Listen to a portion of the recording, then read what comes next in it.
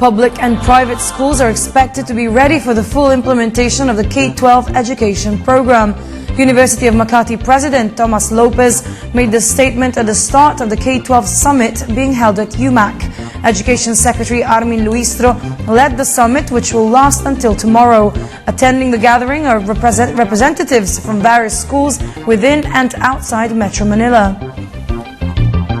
We have the scale, and so at saka binigyan kami ni Brother Armin ng leeway in developing the curriculum. So we've been bumbling along innovatively.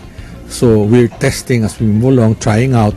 And so therefore, even as we end the first semester of this experiment, there's a lot to share with everybody. At saka marami kasing if it's only on paper, ang daming nuances na hindi mo na-address pag pinaplano pa lang. For example, simple things like, ngayon nandito na sila, high school ba sila o college na?